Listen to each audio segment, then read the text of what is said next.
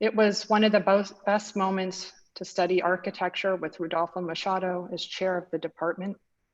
My teachers included Stan Allen, Michael Hayes, and students from the generation just ahead of me were Preston Scott Cohen, Michael Maltzin, Nader Tarani. To set the scene, here are some key references that were on my table then and still to this day. Two seemingly contradictory discourses were present: the formal and typological with figures like Rossi and Kahn, and an embrace of the banal, ordinary and everyday architecture, that of the Venturis and notably Sweet's catalogs. These two tracks left a visceral and indelible mark on my thinking about architecture. My final studio involved designing two projects at the same time with different sites and programs. The first, for an addition to the RISD Museum, is on a hillside surrounded by Georgian, Queen Anne, and industrial buildings, exposing backs and sides as front facades. Some signature moves or non-moves in the project, while deceptively simple, continue to inspire current work at Testa and Weiser, my practice with Peter Testa. Move number 1, make mass forms appear light. Move number 2, draw every line of every element, in this case, bricks. Move number 3, treat plan, section, and elevation as the same. Move number 4, make the roof do the work, freeing the interior of load-bearing walls. At RISD, we were obsessed with techniques of representation. Besides drawing, I played a lot with photocopy machine to make images. One of the models shown here was photographed or photocopied for material effect. Part of the RISD ethos was to invert expectations, using the conceptual over the laborious. I tried to solve the design for the studio's second project, an addition to Brown University's LAD Observatory, by beginning with the scheme from the first project. I wanted the architecture to be about sameness, a kind of democratization, recognizable through contextual and programmatic changes rather than formal expressionism. This was the year of the deconstructivist architecture show at MoMA. The LAD Observatory was an incredible place with what I now think of as robotic arms moving telescopes to the stars and large format cameras looking for a view from the highest piece of land in Providence. My 6H pencil drawings were scanned, but alas, too light for screen share. I did find a few images of the model. Already present are games of upside down, downside up, banding, framing, and outlining. After RISD, I went to grad school at Columbia GSAP in the AAD program. There was no thesis, but I studied with Hani Rashid, Ken Frampton, and Toyo Ito. In New York, I launched a fashion label. Running my own company was an important experience, but rather than focus on the business side today, I want to share some key influences. Two couturiers and their construction techniques made a strong impression on my work. Issey Miyake's APOC concept, where any number of garments could be cut out of a piece of cloth, and Charles James, who created custom tools to turn flat patterns into volumes and covered lightweight frames with layers of fabric. Now let's look at some tools, techniques, and materials from my millinery collection that, in hindsight, connect to our architectural practice. Ribbons, think filaments. Felts, think composites, in dream colors with different finishes on each side. Plated straws for braiding and weaving, and lots of complex, custom designed and milled multi-part molds for shaping form. Here are a few pieces I made for the collection.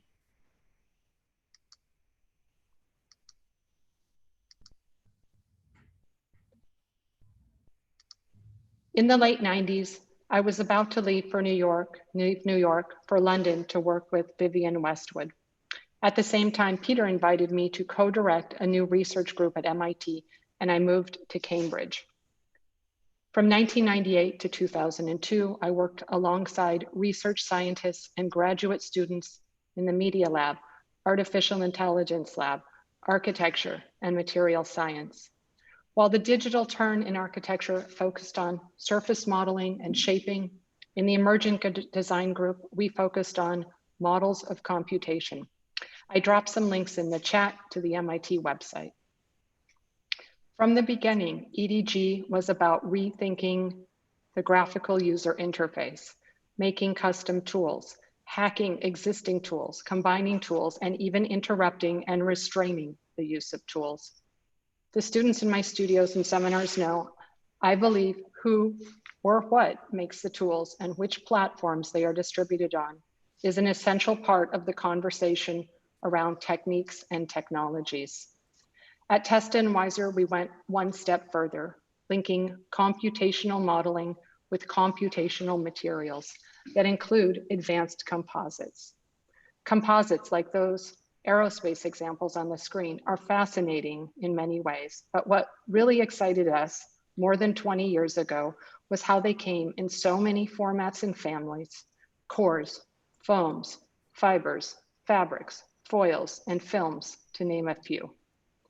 Unlike isotropic industrial materials, composites may be both isotropic and anisotropic, designed and simulated in the computer, then pultruded, glued, taped, and baked together in any number of combinations.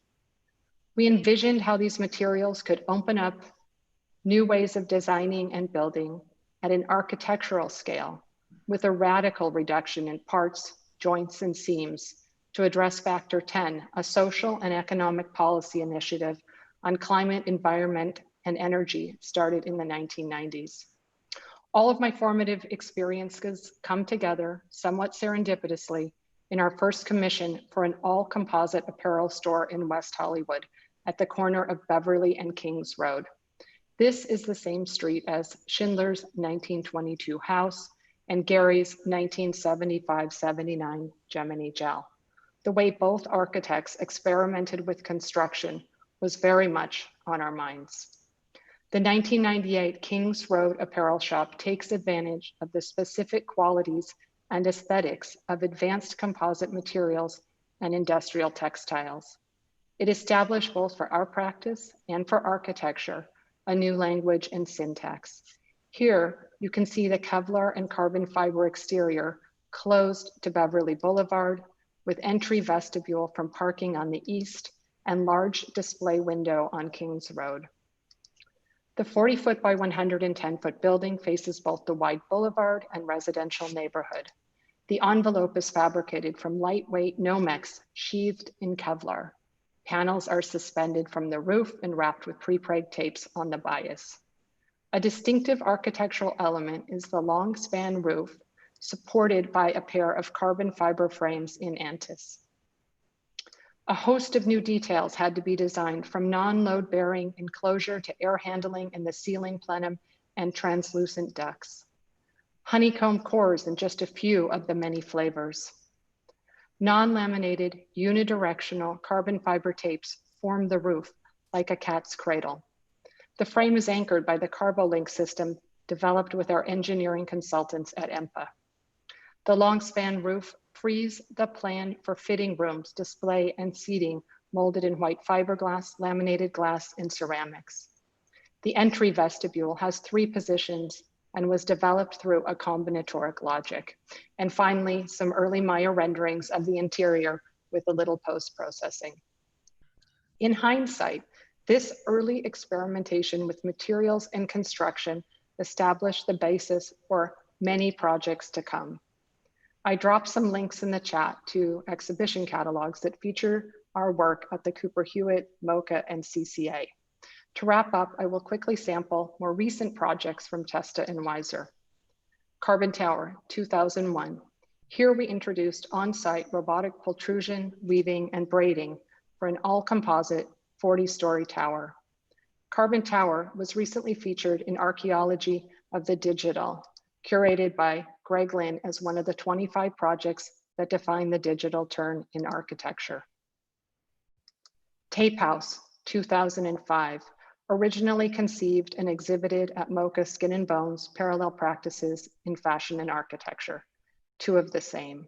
Factory 2014, designed to produce the first generation of urban electric vehicles. Here are a few stills from the animation showing how the automated factory substitutes the assembly line with self-driving vehicles, changing both the spatial, logistical, and formal possibilities. The heart of Factory is a series of polyspherical robotic cells where a new body is additively manufactured. Flip-Flop House, 2018. The familiar form is reimagined through multiplying, scaling, flipping, nesting, and hiding volumes. Graphic patterns inspired from Frankfurt to fry boxes wrap the roof using stretch broken carbon fiber tapes. Non-standard graphics, 2019. The ongoing project resumes by altogether different means my early interest in the graphic project, rethinking conventions, representations, and specifications. From a library of patterns, two-dimensional graphical views are scaled and calibrated for graphic effect and printed as a series of double-sided flat paper models. The project starts with a flat pattern and then is folded into something that implies volume, a near enclosure with various open and sheared corners. Each template is understood as having embedded in its graphic both homogeneous and heterogeneous models of space. According to the relative thickness and the ratio of black to white, a discrete number of possible readings emerge. From column to wall, from frame to room. Plan, section, and volume happen all at once. Foursome, 2019. Another current project that loops back to my thesis is this early study for an ensemble of 4 towers that occupy a complete block in Ginza, Tokyo. In each building, all floors are the same and all structural members are the same. However, each of the 4 buildings are different. This is made possible by what we call the composite paradox, where the behavior of material is not related to the image of material. I want to conclude by saying that what a pleasure it has been to be a part of the SCI-Arc community that has supported experimentation with workflows and platforms over the years. From Robot House to superpositions and the game board, we continue to design and develop new graphical user interfaces that challenge the conventions and expectations native to the digital environment. These new ways of seeing, drawing, and modeling and playing embrace both analog and digital tool sets and continue my thesis in an expanded working space. I'd also like to give a big shout out to all the incredible SCI-Arc students who have been part of the Testa and Weiser team these past few years. Thank you. Thank you, that was amazing. Devyn. So let's see, Marrikka. Say something, let's see if we have audio. Okay, can you hear me? Oh, excellent. Thank Awesome. you, Devyn. So the floor is yours, Marrikka. Okay, that was great, Devyn. That was such a joy to see. Thank you for sharing that with us. Just going to share my screen.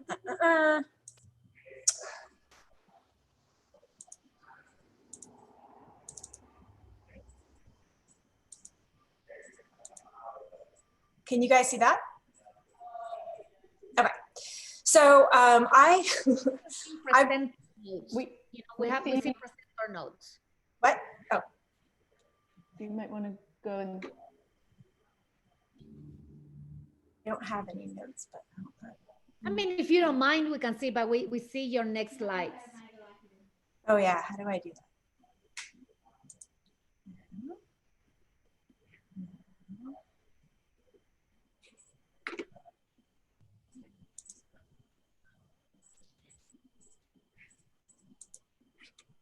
Oh, I think I'm on the wrong screen. Hold on, guys.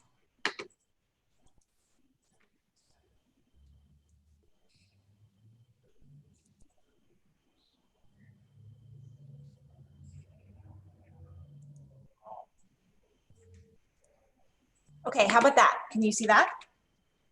Should be like one big. I think you're not sharing screen yet. Yeah. There, how about that? We see the grid. This is the thing about having 2 screens. Hold on.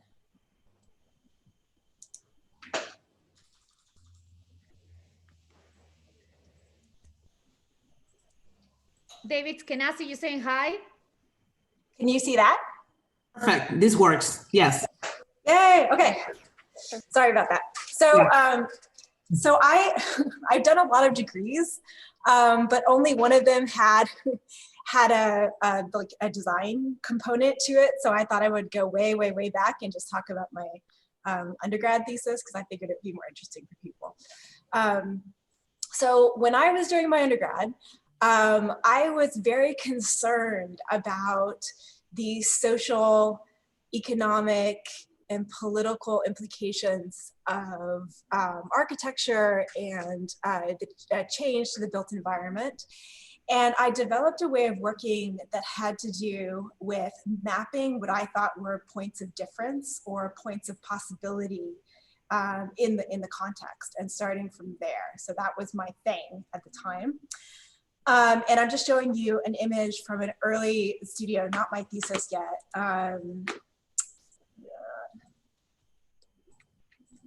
Where basically I was given a site in Cambridge, right on the route of Paul Revere's ride in Cambridge, Massachusetts. And we were supposed to develop a project there, and we were asked to look at the site. The instructors showed us a lot of like colonial material relative to kind of the early sort of white inhabitants of this place. But when I looked around at the site, and I did a lot of walking around the site, I saw all this amazing evidence of this kind of influx of more recent immigrants, most of them coming from Jamaica and other parts of the Caribbean into this particular neighborhood. And I was fascinated by the way they expressed their new ownership and their new belonging in this place that was so different from where they were from. So I began to do some mapping exercises that like identified these points as bright lights in this neighborhood. And that carried through to the next project I had, which was sited in Mattapan in an incredible complex that was occupied by a Haitian church. And I was so amazed by all of the colors that were involved. I began to incorporate colors, and I did this collage and was looking for ways to kind of match things that I saw in this place with slightly more architectural material samples and color samples. And then that went through a series of kind of more abstract color processes and like mapping techniques that were sort of like weirdly complicated looking back on it. And then that carried right into my thesis. So when I did my undergraduate thesis, I was looking particularly at a couple of related ideas. The first was a piece that Mark Wigley had written about the idea of prosthesis. And he defined prosthesis or prosthetics as a way of reinforcing and extending certain latent properties that were already in the world. And that really appealed to me at the time. I thought, that would be a great good that architecture could do. Instead of like imposing something entirely new, you could come in and just find little things that were already there, but that were somehow latent. And then I was also reading at the time a piece by Michel Foucault, who was writing actually about Gilles Deleuze. And he was talking about Gilles Deleuze had this ability to find what he called unbound points in the world. And unbound points were things that hadn't yet been captured and mapped by the dominant system of late capitalism or other kind of big, scary political and economic machines, but that could be picked up and turned into something precious and a new possibility for the future. So that's kind of where my head was. And I found a site that had a lot of kind of latency to it on the edge of Boston's Chinatown, which unlike LA's Chinatown is actually a community. Although one that's increasingly under threat, and that certainly has been sort of a target of a lot of unjust racial practices over the years and political sort of schemes and scams.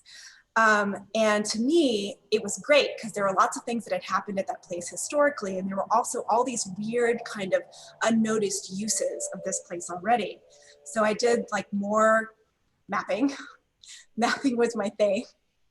And I mapped all of these little tiny uses that were already taking place. There were three main ones. One was a lot of parking that was not actually sort of sanctioned. People parking their cars just kind of willy-nilly in these kind of weird leftover corner of the city. One was a lot of public urination, and one was, it was a main pedestrian crossing from one part of Chinatown to another part of Chinatown that had been severed by a large highway development that ran through the community in the 60s.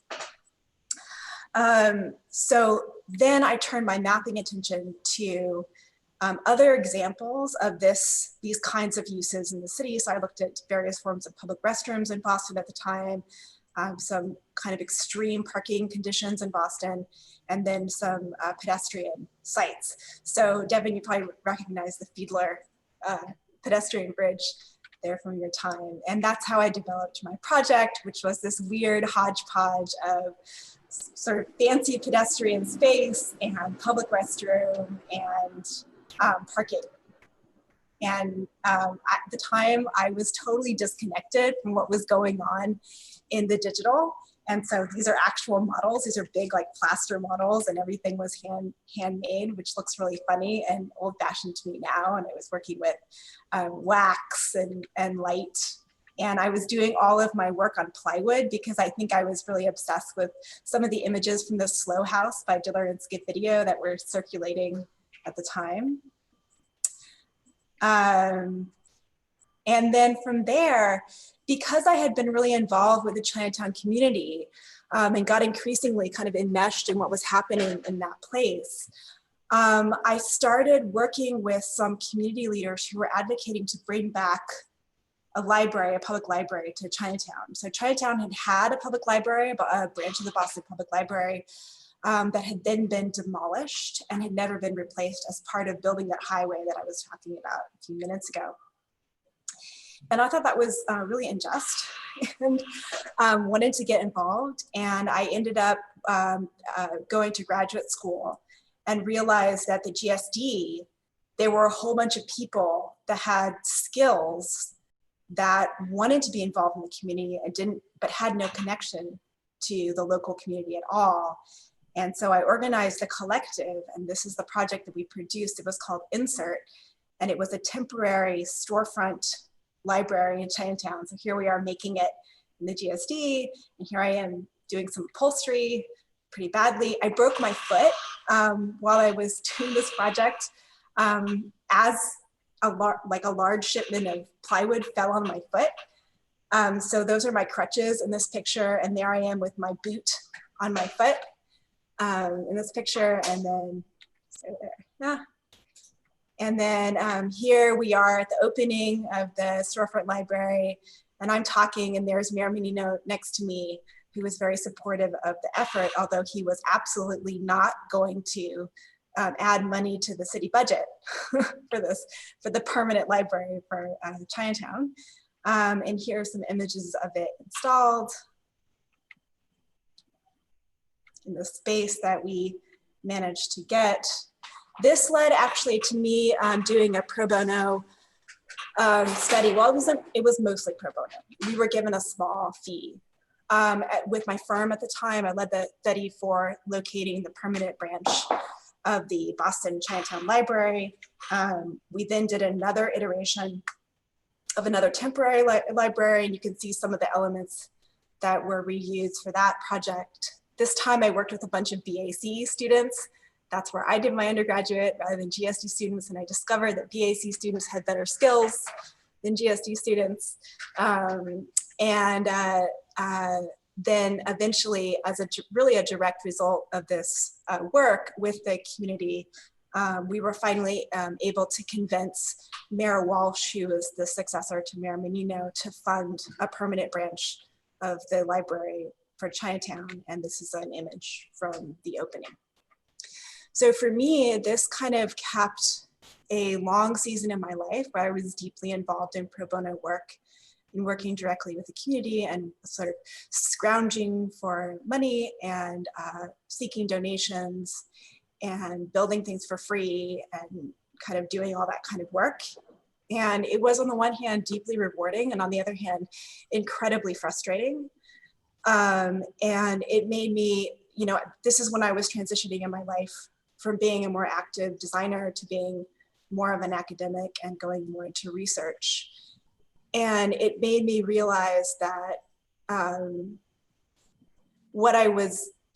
that this kind of work was, on the one hand, awesome and very rewarding, and on the other hand, a little bit problematic, because it began to seem like it was just a Band-Aid solution to small scale problems that were actually the result of much larger forces.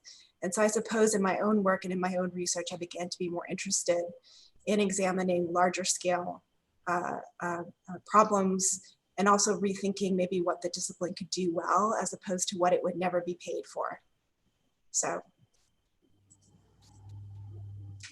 that's the end of that.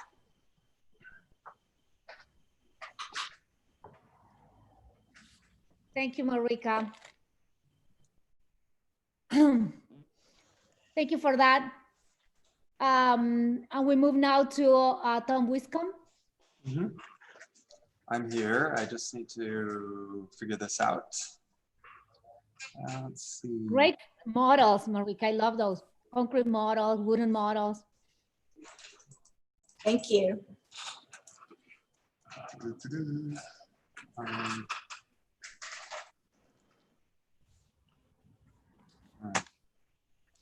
Let's see, share screen.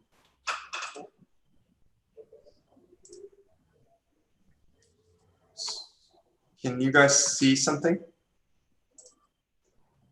No. Yes. Now? Yes, yes, we saw your PowerPoint. Gray screen. Now it's great. Okay. How about now? Yes. A model. Thank you. Sure. Oh, Love it. I just don't know if I can make this full screen. Let me see. Nope. Oh, this always happens. It doesn't matter. It doesn't matter. I don't know how to fix this. Thanks, Florencia. This is a cool idea. I have to say it was a kind of an adventure for me to actually find a picture of my project, my thesis from undergrad. I lost all the digital files. I don't know how that's even possible. But I did find it strangely on slides, if you can believe that. I found 3 images of it on slides, which I had to have scanned in again to make them digital, because the slides are back from the day when, of course, we gave lectures with slides. So it was really funny for me to sort of rediscover this ancient thing. Makes me feel so young. So I'll show those to you in 1 second, but I just want to say that before I got to grad school, I'm one of those kids that went out and worked right after undergrad. So I went to Berkeley, graduated in '92, and then moved down to LA and ended up working for Wolf there for five years or so before I went back to school at UCLA in 1998 and 1999. And so I spent that time working with Wolf primarily over in Vienna, and working specifically, well, I went there specifically to work on a project that we won the competition for, which was the UFA Cinema complex in Dresden, Germany, which was just super interesting. The time I was there, Dresden was still kind of in bad shape. The wall had just come down. Everyone was trying to figure out what was going on there, and I was up there a lot, and sort of east and west was more pronounced back then as well.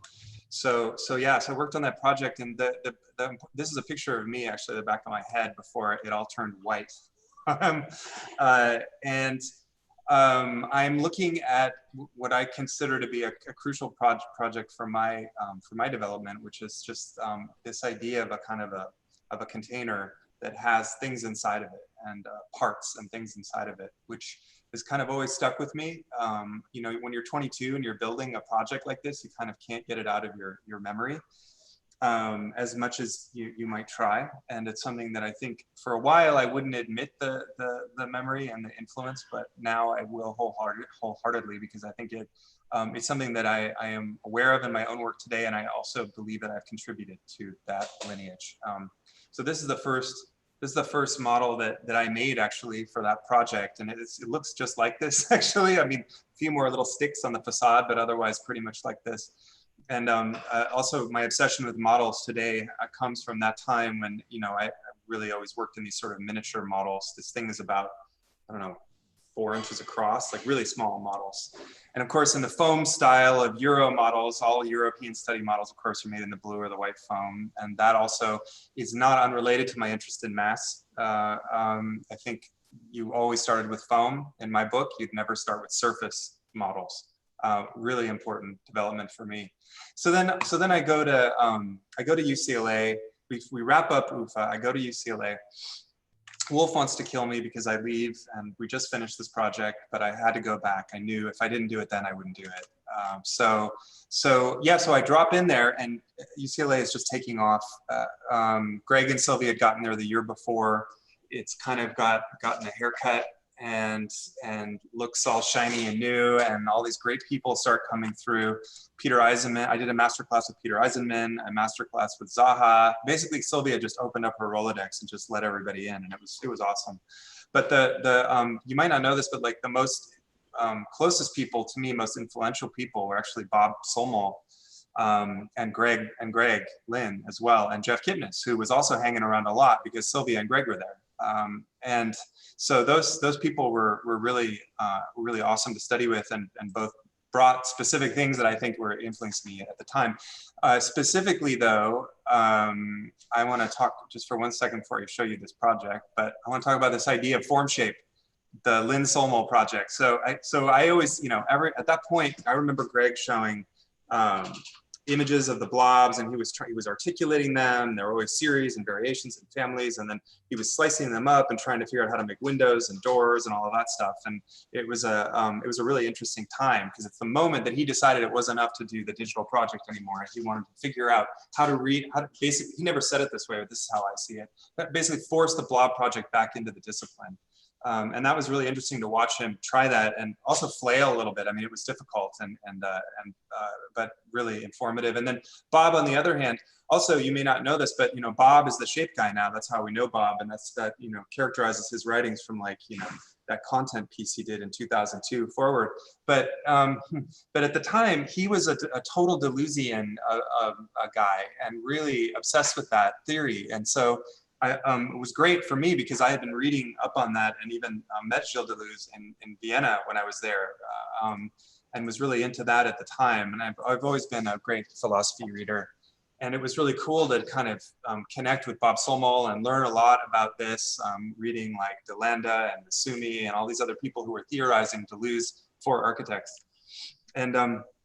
And at that time, though, it was interesting to watch Bob sort of start to move from this kind of more form Deleuzian camp into, which also had other things jammed into it, like sort of Stan Allen and diagrams too. So it was Bob was an interesting character. And then sort of kind of switch and move to his form project. But anyway, all of that's just to say that I was there during that time when it was a bridge time.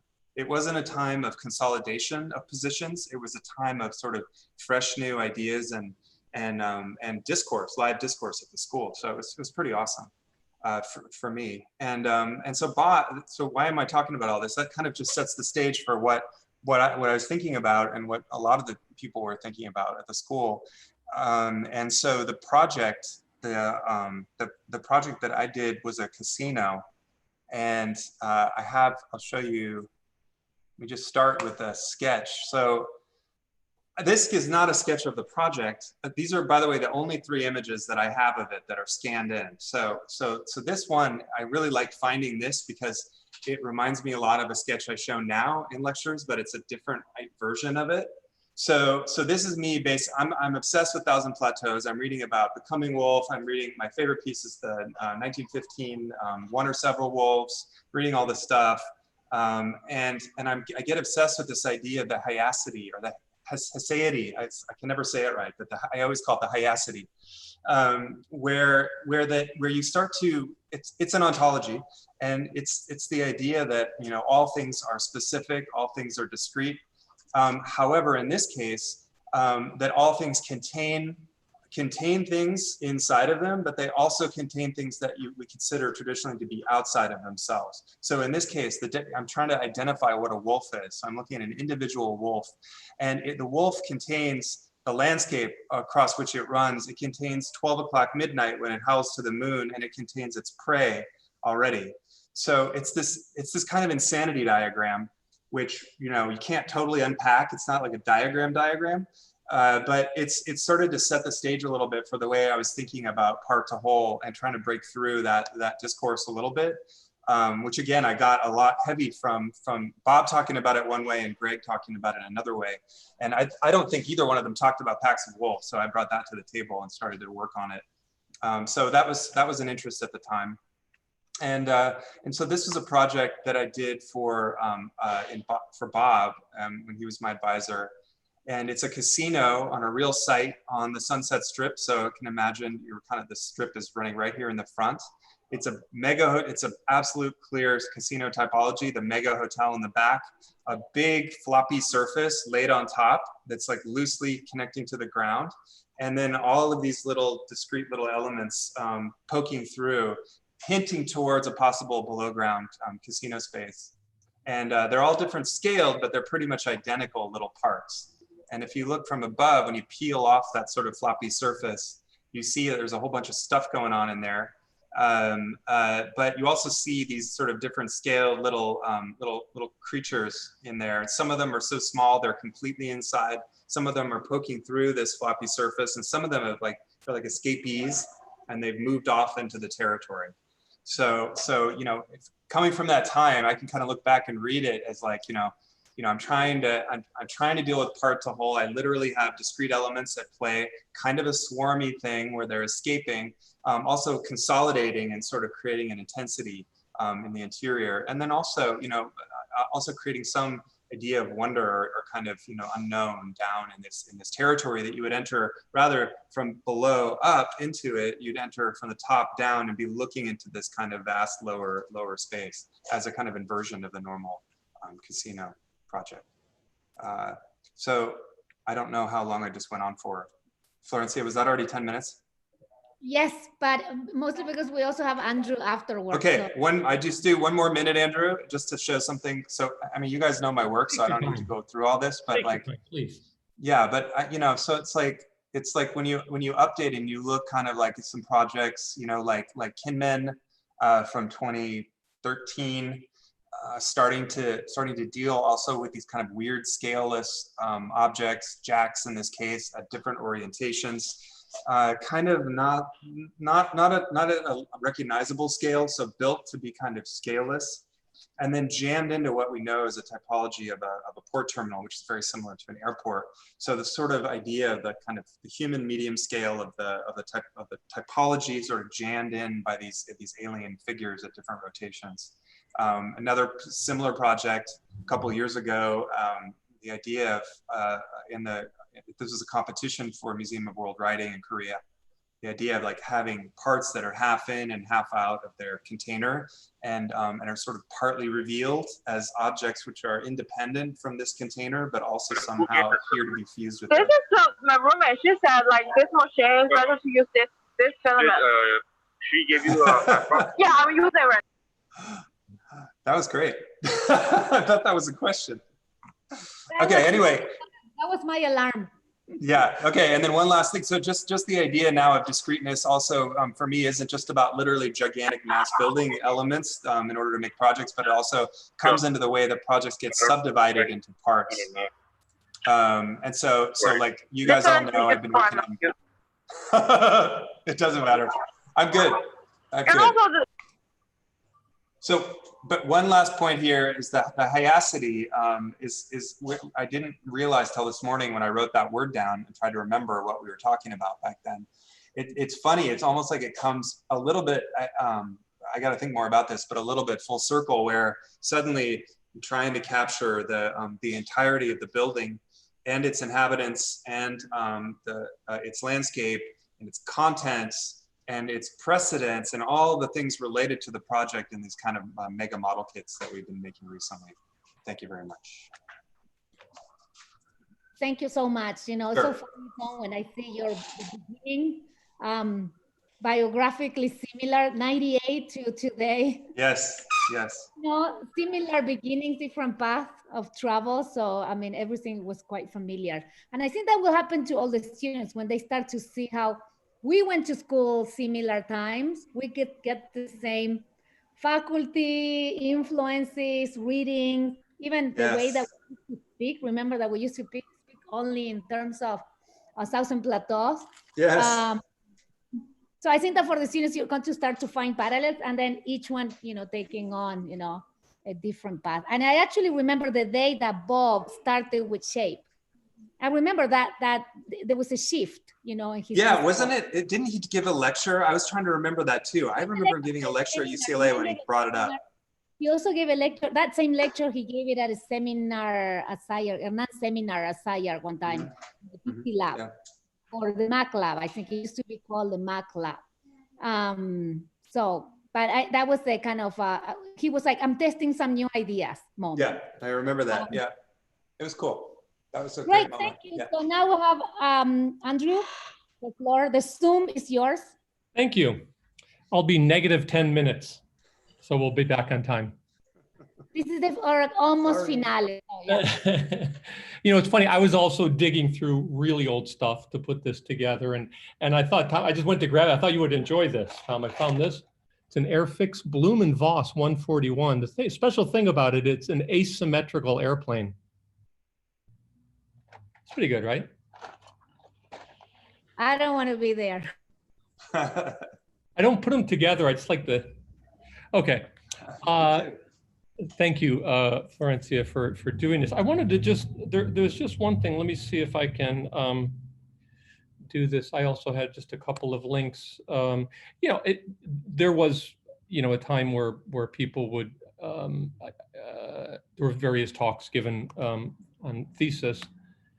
And like in 2014 and 2015, I gave fairly elaborate, I laid out what I thought was a kind of the state of things in thesis and SCI-Arc, and I think they still stand. I don't know as there's been that, as we watched them, and other than I had really long hair and it wasn't quite as great, I'll still stand by what I stated. So if some of you, I know we've had some even side discussions about the nature of thesis, and maybe this is useful for people. What I wanted to do, I thought instead of then and now, now my new stuff, I've given lectures that are online in the last year or two, any number at Pratt, OSU, even at Woodbury, Rice. So you could look these up and see a lot of my work. What I was thinking was from the point of view of students, I've always noticed, I've had a lot of discussions in the past, and I have with my colleagues as well, of the kind of discipline versus profession, sort of articulating the difference between these two things, even though a lot of the discipline is embedded within the profession. But it's another thing as well, which is that SCI-Arc really, it's regardless of what one may think of any particular moment or any particular strand of teaching there, it's really training all of you students to work as to spend your life as a creative individual. And that is a really, really small part of the field. And so it's a weird thing to think of what it means to suddenly like leave the school where you're being told, sit down and be creative, God damn it. I want to see 3 new models, and realize it's just in yourself. And so over the next 2 or 3 years, what does it mean to be, let's say, I don't know if it's the right term, but a kind of cultural producer. And so I thought, well, I would just show kind of from my thesis to what I did for the first couple of years out of school, which obviously, there were horses on the streets of Los Angeles at the time. So it's a very different place, of course, but I think you'll still feel, see some of the things that maybe it would just resonate. I mean, you leave and you just don't know what the hell you're doing, but you just have to keep working and keep moving and keep doing things, and you keep going, and you become, it's the fact that the field that we're in, it's shocking how much it is just labor. We just work and work, and you show up every day, and sometimes the work is good and sometimes it's bad. Sometimes it's recognized, sometimes it's not. Sometimes it's well paid, sometimes it's not. But these are all really important things. You want it to be good, you want it to be recognized, you want it to be well paid, of course. But on the other hand, you show up every day and you do your thing. And so I want everyone to understand that this is the only solace is that all of your colleagues, you can commiserate with them about these things. Okay, let me go to my screen 1 second. I'm not going to talk about any of these projects in depth or in terms of the ideas behind them. I just want to just kind of give you an overview of it and show some funny pictures too. So I'm going to close that. Go there. Okay. So I'm just calling it working. You can see that, right? Yes? Okay. I can't hear anyone, but I'll assume that's a yes. Yes. Yes. And so the kind of middle of this, so I did my undergraduate at the University of Michigan, hung around trying to paint for a couple of years, and then went to graduate school. And so there's these are the two links I just put up for these two talks. The first one, graduate school, was a 3.5-year program at Harvard. And thesis was, you didn't do it in the summer then, and now maybe it's still an option there. You would do it in the fall after your third year. It would go a little bit more than a year. So there's that. This is me. I'm probably young, about 2/3 of the way back with the glasses. And this was kind of leading up to it. This was during an option studio. This one actually with Bahram Shardel. We were doing the Venice Biennale the year that Aldo Rossi was a curator. There were a number of projects that we were doing. And so at that time leading up, I really began working with Bahram, who came there. He was a student of and was very close with Daniel Liebeskind at Cranbrook. I started working with him as my teacher in my second year. And then we continued through until we eventually formed a practice in Los Angeles. So we were, at the time I'm doing drawings like this, and these are giant fancy sheets of paper with black ink on them, and drawings like this, models like this.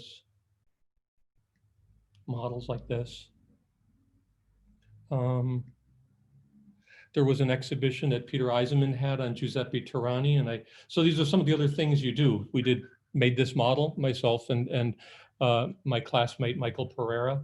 This is entirely X-Acto with museum board. Decades later, it shows up in Peter's book on Tirani. It's sitting there in his office still. So other things that we do.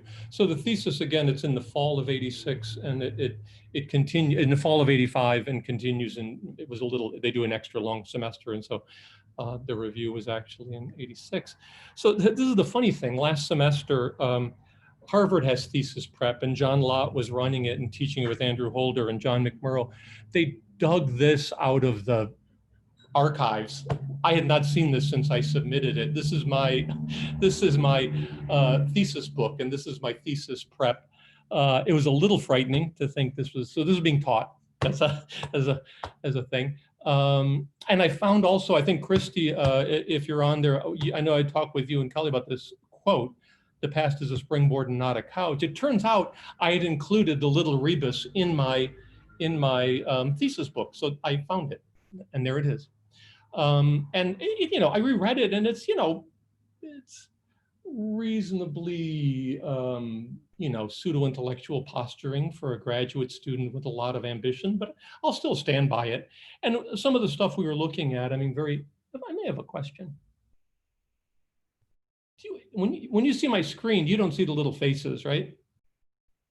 Otherwise, okay. No, we see your screen, yeah. Okay, good, okay. So the things I was looking, this is the soup of things that I was looking at, something that Jeff later called kind of exotica. And it had to do with the disintegration of the human body and the idea of a fragmented and disassociated body to house the body. And I realized the title was Schizophrenic Space, which is a title that maybe is not, I might rephrase it, not bringing in terms of mental illness where I to frame it today. But the idea was that this kind of disjointed constellations of things constituted a new architectural production. I realized I sort of, as Tom was saying, and I think as Marrikka and Devyn were saying, I realized the project I stumbled upon and have been working on in the last couple of years is also my thesis. So there you go. The more things change. So I'm looking at things like Andreas Vesalius, who would show the great Renaissance anatomist who would show in the series of books against this beautiful Italian landscape that could almost kind of be put together as a panorama, step by step, a kind of dismantling of the human body into all of its various pieces.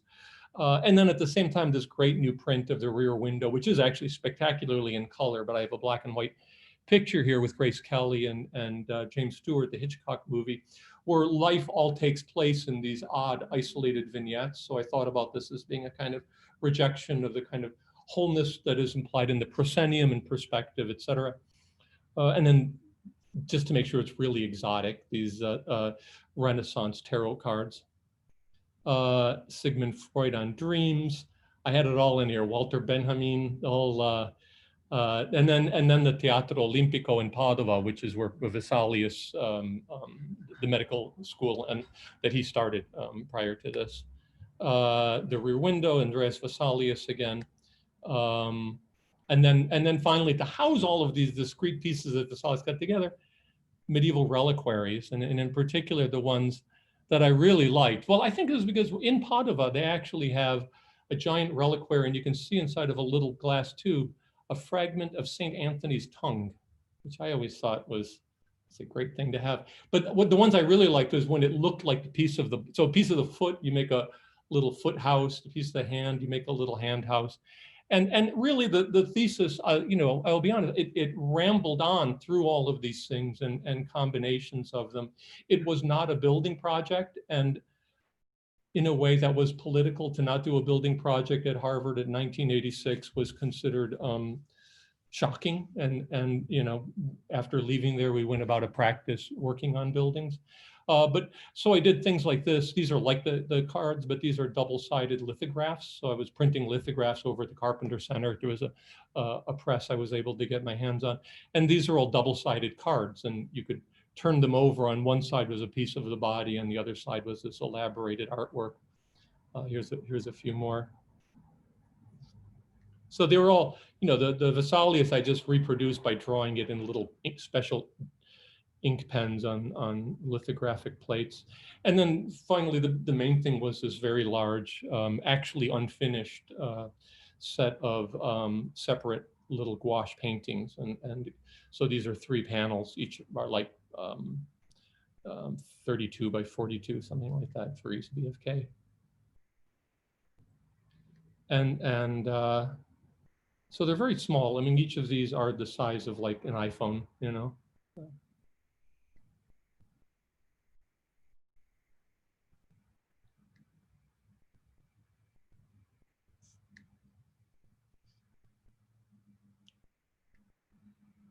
And then working through, this is Vesalius overlaying all of these drawings on each other. And this is all, you know, Xerox and light table, and everything is painstakingly drawn because you only drew at that time. And I always wanted to make sure whatever was the most painstaking way of doing it. That's what, this is what I always thought was good.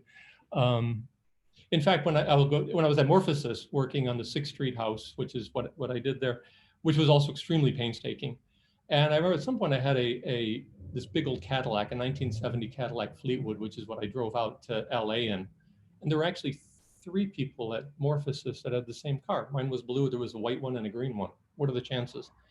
But at one point my shock kept falling off, and I was with some people. So I just said, well, just everyone pick up the end and I can go in there and put the shock back on. And I remember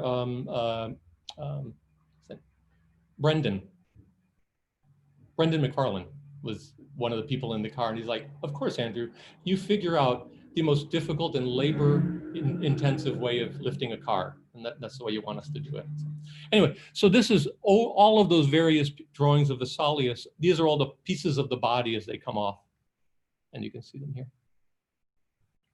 It's like ink on paper. And so this became then the constellation for these various reliquary fragments, a kind of constellation of the new recomposed body. That's it. So then I left school and I headed to California.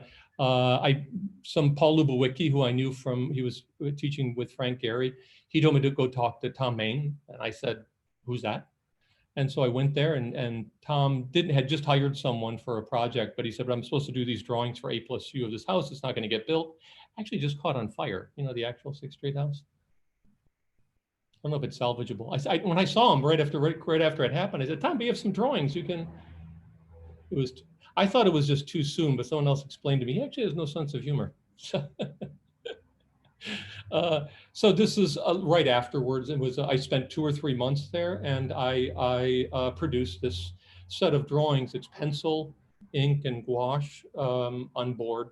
The set of drawings that's at SF MoMA. I think Aaron Betsky acquired them when he was the design curator there, and I won't go through all of them. There's later, someone did there's a colored version of it that had nothing to do with me. That was done a couple of years later. Selwyn Ting, I think, was at USC, did that. But here's a couple of them.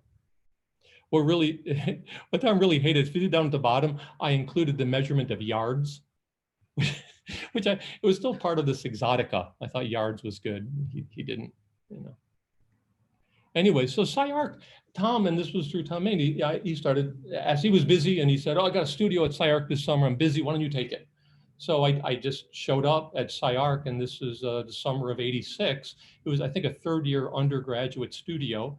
And I stuck around in one way or another, not always full-time, but either doing studio or seminar or something, SCI-Arc until like '93, and then came back again, I think 11 years ago or so. So this was SCI-Arc round one. And you know, Hernan blames me of starting this trend of giving a lecture before a final review about the project. And I said I didn't really do that. And then I just found this slide. And it turns out I was giving a lecture before the final review. and I wore a white shirt just so you. This is Pershing Square. There was a big competition for Pershing Square, the one that site won before Legarreta. And in the end, the students all worked on this big drawing together with ink and all of this stuff. We made these funny drawing machines and everything. I remember at the jury, Craig Hodgetts was there, and there's a very young Tom Main, and that's my old partner, Bahram Sherdel. The young fellow there with the mustache next to Bahram is this guy, Hossam Al-Abdul Karim. He has a very big practice in Jeddah now, actually. I got reconnected with them. And although his family lives in Montreal, and he told me his son who's in high school may be coming to SCI-Arc. So, circle of life. See? And then at the same time, Bahram eventually moved out and we started RUNO, which started from middle of '87 and ran through 1990. At some time in 1990, Jeff Kipnis, who had been working with us, joined us, and it became Sherdel, Zago, Kipnis. These were very highly unstable mixes. You know, it was like everybody had big ideas. No one was gonna, you know, sweep the floor kind of practice. So, but we did a lot. And I'm looking at it now and I realize how a little bit, there were lots of unfinished thoughts, but we were always trying to do things and always working on things. So we did a number of things. We designed this very unusual logo, which I drew. I did a lot of the architectural labor at RUNO. This was a scene from our second office, was, you know, is what it would look like typically, models, drawings. And very early on, we got connected with Nick Patsouris, because somehow we got ourselves in a paper. LA Herald, which doesn't even exist, had something about these young architects that are moving in. And so this guy, Nick Patsouris of Patsouris Plaza, for those of you who take the flyaway, had this idea of doing the West Coast Gateway, the West Coast version of the Statue of Liberty, and asked if we could help do some things for him. We instantly gave it the ponderous name of Metropolis and began working far beyond our scope and certainly far beyond any kind of measly income we were getting. Oh, I should mention, Amorphous, I got paid. So, and as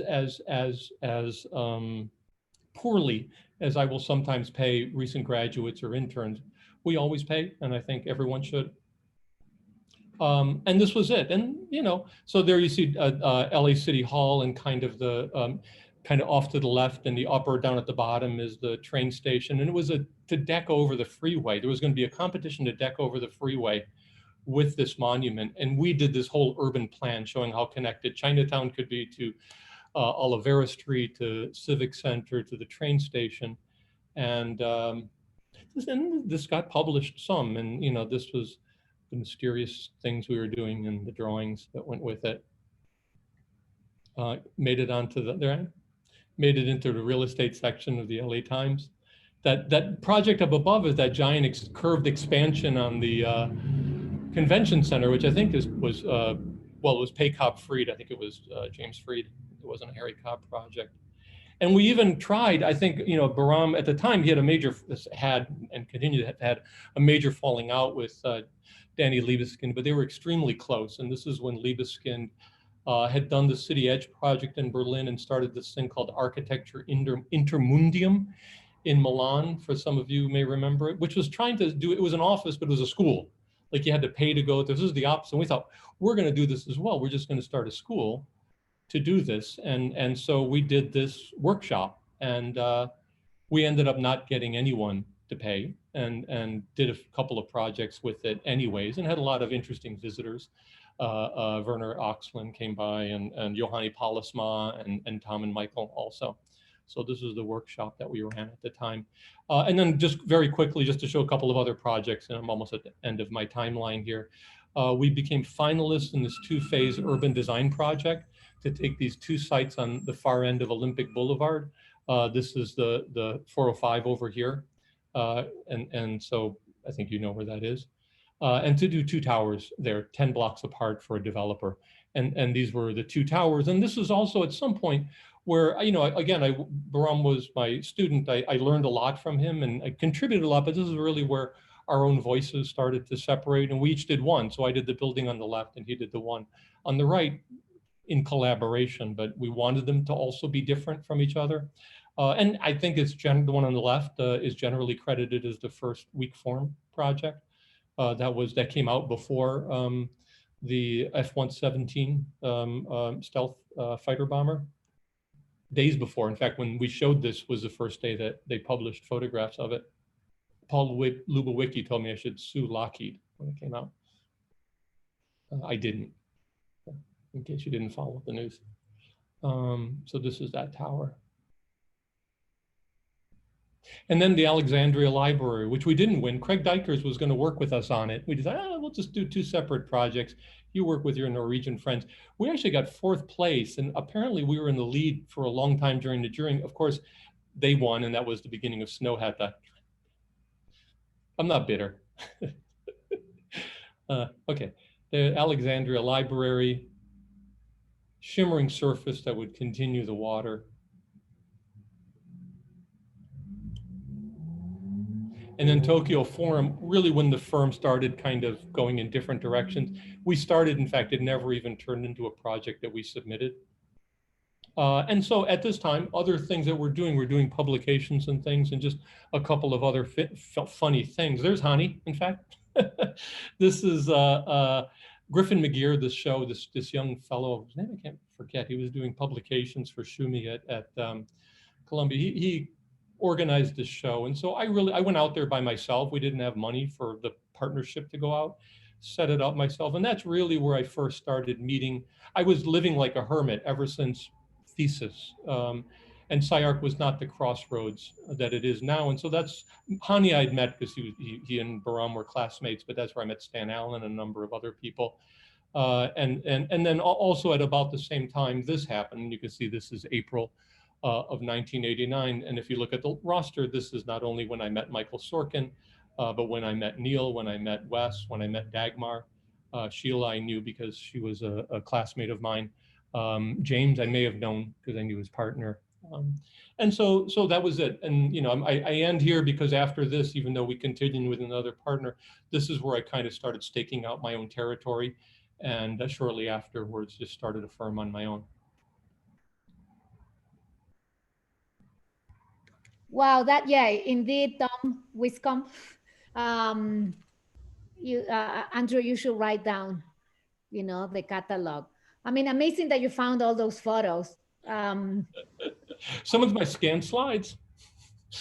Incredible. Yeah, I know how people have been rolling back into old archives and so on. So thank you guys. With that, we close our 4 presenters over, you know, extremely over time. So I guess that we can leave just a few questions, or maybe on the chat. Maybe I'll leave it to only 2 questions, you guys, for the students. So please go ahead and ask them.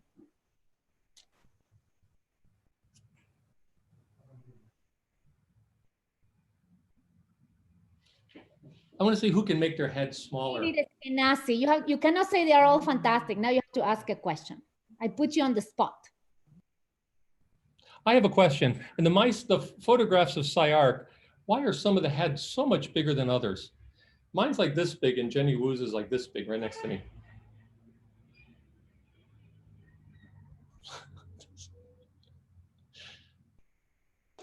I crush your head. Ice. I crush your head, Andrew.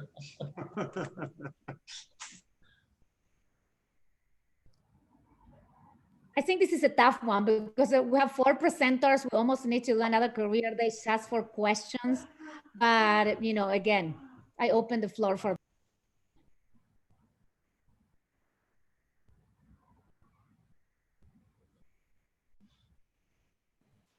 I guess, hi, I'm really, I guess, impressed by everyone's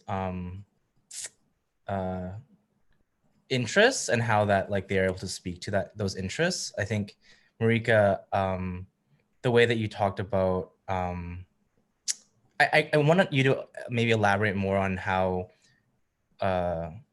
the shift towards academia, or like how you realized where your interests, or like where you feel architecture can do good. I want you to maybe speak to what was the problematic, what were the problematic things that you noticed, and do you think that it's still, like, how do we talk about these things? Because I think that it's still a problem for me to think about how my project politically functions, and I find it difficult to let go of that politics when I'm doing my design. And I'm wondering if you could answer that. Well, for me, I did a lot of community work and a lot of pro bono work in addition to the couple projects that I showed that were kind of like directly related to the trajectory of my thesis.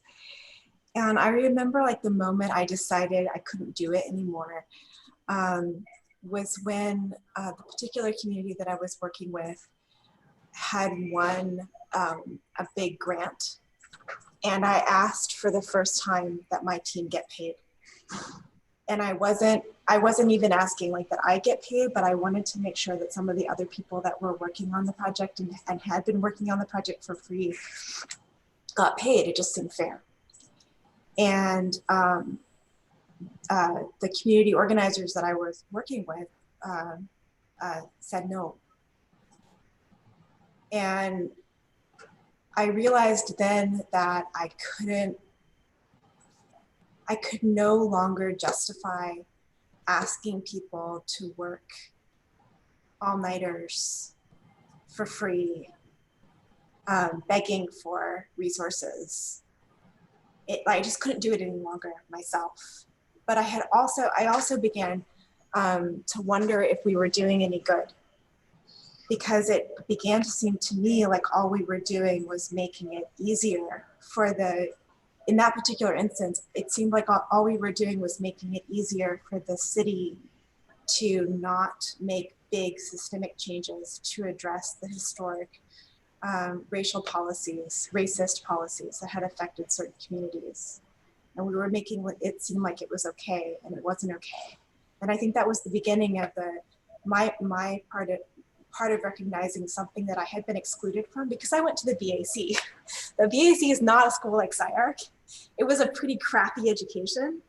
You know, it was like a night school, and we were working during the day. You know, when I graduated with my undergrad, I was already like a project architect for projects that absolutely had no consequence in the world of architecture with a capital A. But I had a lot of experience, and I was very disconnected from the discourse. And at that time, I was going to graduate school, and I was being exposed to big thinkers for the first time. I got to study with Michael Hayes. I got to study with Sanford Quinter. I got to study with a bunch of sort of very exciting people. And I began to ask myself where the power of architecture really was. And I began to wonder if maybe I had overlooked some of the deeper potential of architecture to challenge the way people were able to imagine the world, and whether or not that might not be a more sustainable way to make a difference in the world. So I never stopped caring about the kind of stakes in architecture, or the things that seemed unjust about architecture, or the kind of power structures that architecture often embeds. And, you know, for students that are taking classes with me, that's probably apparent to you.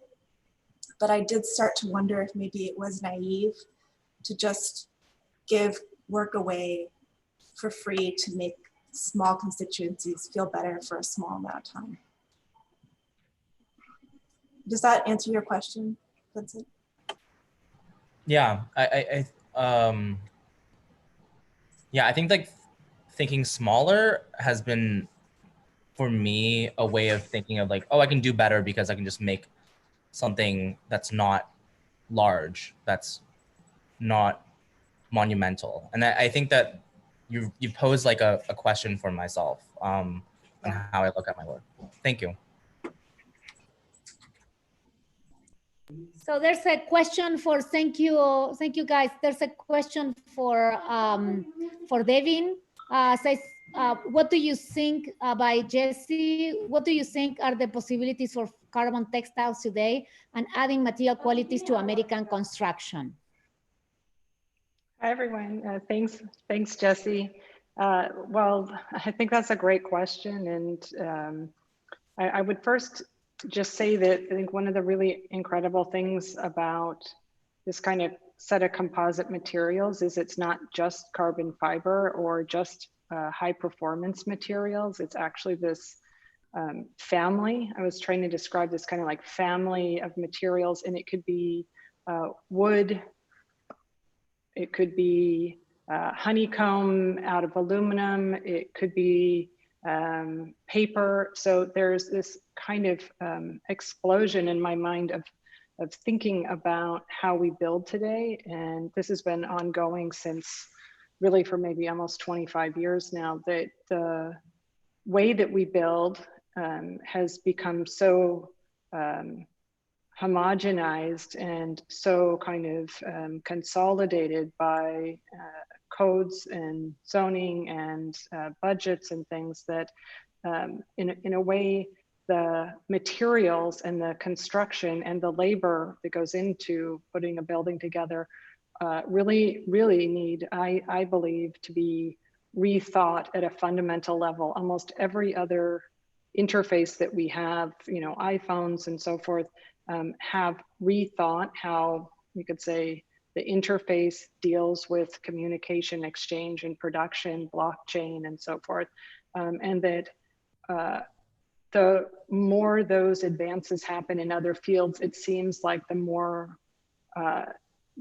the architecture field becomes only about automation. And so my hope is that the diversity of materials and the sort of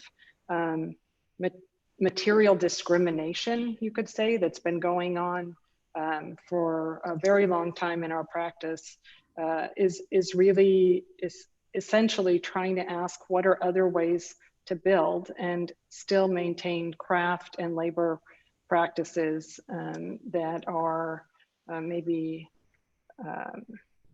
fair, but also try to deal with things that are not always one-off, but that have, on the other hand, aren't about mass customization. And it's a really complex juggernaut because all of the legacy hardware that goes into construction is essentially fixed. So if you can't change the means by which something gets produced, that makes it almost inconsequential what you design because the means to realization are the same. The tooling is the same. The cost of that tooling is exorbitant, and the cost of land and labor are also factors. So our belief was really that if one rethought how things could go together fundamentally, and that would require moving away from industrial materials like steel, that it might possibly open up alternative paths and alternative ways of making. And so mostly in our practice, we've tried to demonstrate through a huge range of projects what the vocabulary or what the language of architecture could be by just shifting out or shifting away maybe from steel and glass, and starting to look at these other lightweight, softer textile materials.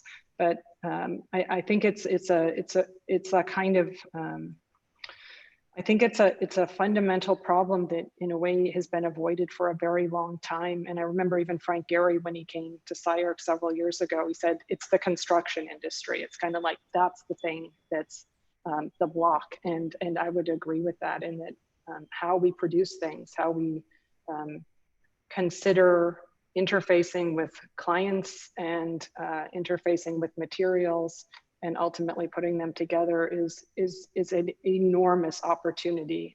Every other field has rethought this, from medical and fashion, computers. We are somehow really, in a way, I think, missing an enormous opportunity that has serious consequences for the planet at this point. So our effort is to be maybe even more extreme, like looking ahead in the practice, we're thinking even more extreme about how to design and create the interfaces for incredibly, on one hand, reduced way of moving from a kind of practice into a realized project, so that we can just collapse or eliminate many of these kind of interferences. And I think it's going to require the entire community of designers and cities, and a sense of urgency to, as the housing crisis becomes more essential, as all these new models and modes of how we live and work together are radically changing. We really, like, I think, have to think it through from the way we build, not just a kind of the way we imagine how we build. Thank you. So I think that, you know, thanks everybody. I would like that you guys, maybe we can get a final question for Andrew and Tom, you know, if anybody has. I mean, we are way beyond our time, so I don't know if you guys, maybe you can put it on the chat. I have a quick question. I don't know if it's worth kind of asking quickly, but the work is so beautiful. I mean, across the board, so varied and incredibly just built and drawn and thought out and fully plausible, like with all kinds of gorgeous details. I mean, across the board, today was amazing. And the more radical our representation kind of comes through in these artifacts, the more conservative Los Angeles feels. That's what I realized today from all the amazing imagery. Like, why? What happened in the last 20 years in Los Angeles that all of our teachers and all of kind of the field that embraced all of the designers who spoke today are completely represented on the streets of LA, and then somehow that spirit is here at SCI-Arc, but somehow LA as a city has become more conservative. Can you speak to that at all? I don't know, maybe Andrew and Tom and Devyn in particular, you could speak to this, because I feel like we've struggled quite a bit to bring all of that material into the city. It makes me angry. Yeah, I feel angry too. I'm one of those people that, like, always in the morning I want to write a letter to the editor, or I want to, like, say what I think about what's going on with Los Angeles. One of the things is, like, driving up and down the Wilshire corridor, which, you know, I mean, we began as a linear city, right? Like, connecting downtown to the ocean, and just the kind of, I don't know, I'm just always so shocked at, like, the kind of lack of respect of the Wilshire corridor, and just the kind of McMansion multi-family housing that's going on up and down there, and that there's no, you know, and I know there's no solution with, you know, architectural design review boards are a real problem in themselves. But I just always think, like, how great would it be, is, you know, with all these great schools in LA, that there could be somehow a brain trust put together between these different institutions that could be at least in an advisory way, you know, put to work, you know, on big issues. What should we do with downtown? You know, what should we do with the manufacturing district? I don't know. There's just so many things that we could discuss, and I think we're, you know, like Devyn, like you were just saying, you know, we are always at the mercy of the 5+1, the scourge of the 5+1, which of course, as everybody knows here, that's like you take a type 5 building and you drop it on a parking garage deck for fireproofing, and then you make it look like a building when really it's a cottage. And it's like, I think we're at the mercy of that because it's, you know, it's you know, pushing costs down, developers pushing costs down, trying to turn buildings over. But I just feel like the other discussion, Anna, that you're talking about isn't even happening. And so I'm not sure people are even getting the excitement, you know, that we have. And it would be so good to engage on a larger level, on a city level, and you know, get in there. I think it would be really helpful. You know, I have one other comment too. I just yesterday began a sort of small war with the AIA in Los Angeles because we're submitting for supposed design excellence awards, which I think other people are probably doing too. And you know, they changed the format of these awards, and it's actually quite scary. It's a dark moment. These awards now are on Common App, and there's a gauntlet of questions only about things that are like external to architecture. Did you perform a life cycle analysis to your project? What is exactly the energy consumption of each user?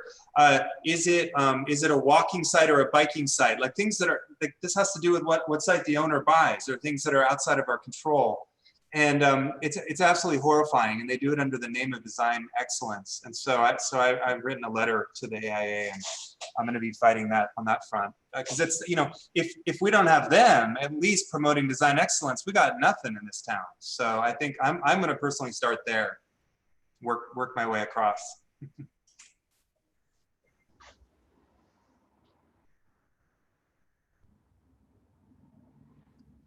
I think it's such an important point you're making, Anna, and I feel so energized about this question, and I maybe we can have more conversations, at least at SCI-Arc, and try to find other ways to disseminate or involve people in the conversation. I mean, I think one way would really be to think about what developers have done to the city of Los Angeles. And we have a lot of developers on the board, and I would welcome conversations with them because they have a huge influence on how the city gets made and how we live here. And perhaps we could inspire them, and perhaps they would be open, even though obviously the economics are huge drivers.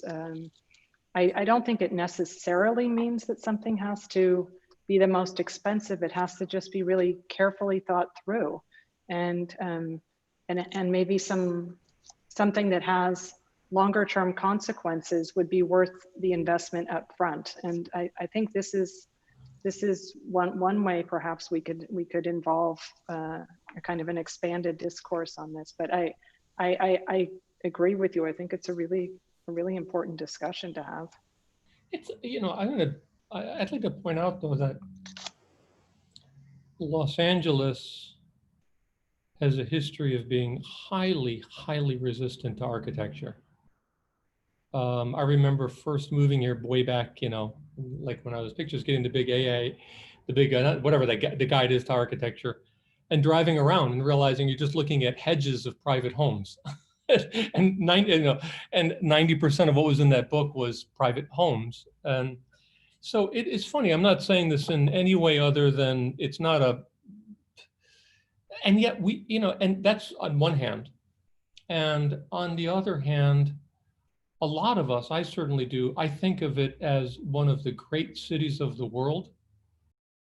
And somehow, how does it do that with no architect? And I think, like, the only person I think who really kind of embraces this, who's made that into something, I think still is Frank Gehry.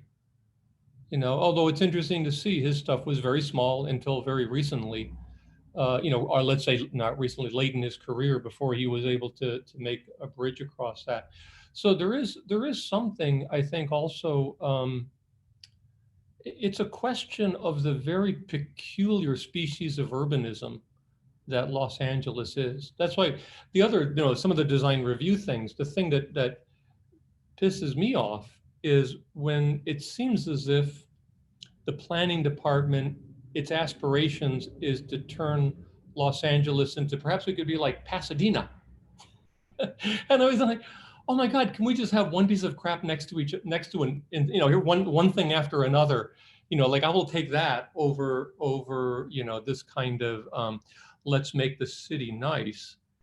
And that's what I mean. Like, I don't know what it is. And there's cities I've worked on, frankly, more directly than in Los Angeles, including Detroit and some things we've done in Seoul.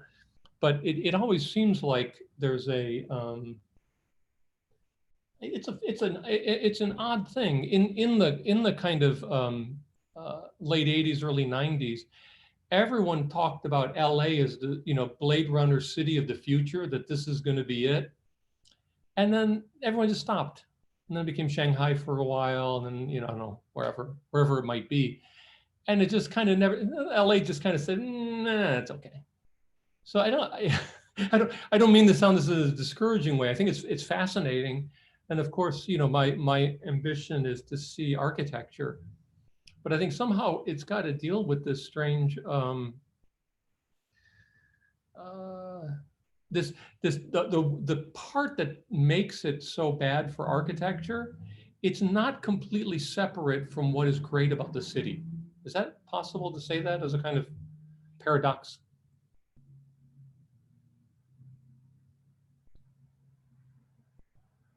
I mean, sucks for us, but I'm just saying.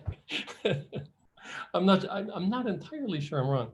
We have Angelinos here, right? I see Rob and Zoe. Oh, there's Wesley, born and raised. What do you guys think? And you all went to school out east, then came back like the swallows returning to Capistrano.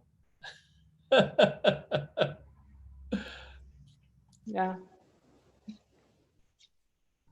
Well, I think begrudgingly, I'd like to say that, yeah, I think you might be right, or you might be touching on something with your comment about like the mutated urbanism that makes what this city is.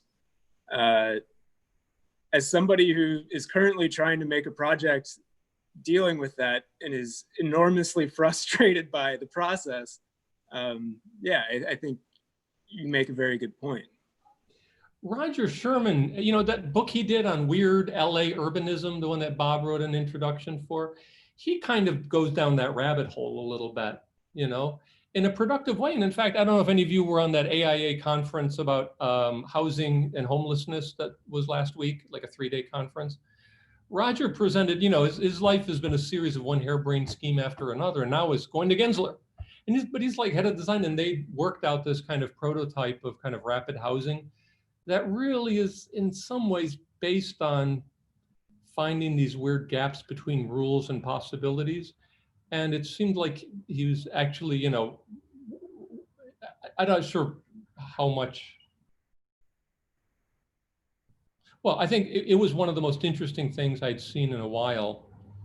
And it was exactly an LA project. It's not clear whether this I think some of these prototypes are going to get built, but they certainly have, the Gensler seal of what? Oh, sorry, I had to jump out. My daughter had a small cat in her feet while I was talking. Those are the benefits. She's okay. So I'm back after. How are the trombone lessons? Huh? How are the trombone lessons?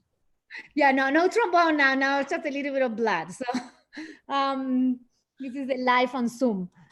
So sorry, I missed all the final conversation, but I think that it seems that that's a good finale to close our date, our fantastic date. I think that maybe the finale is like, there's no hope for the city. I heard Gensler, the city, and the question of Anna, why we don't have good architects. So I'm like, oh no. Roger Sherman, him being at Gensler is part of his weird ideas that he has. Silver lining. Okay, yeah. Let's see. I invited him for midterm, but he hadn't answered yet. So maybe he can give us some answers. So thank you, everybody. Thank you for staying with us till now. All this, it goes into YouTube Live. So if you haven't seen it, you can, or if you want to watch it again, you can watch it again on YouTube Live. Thank you, guys. Thank you, Marrikka, Devyn, Tom, and Andrew. Thank you so much. Bye. Bye. Thank you. Thank you.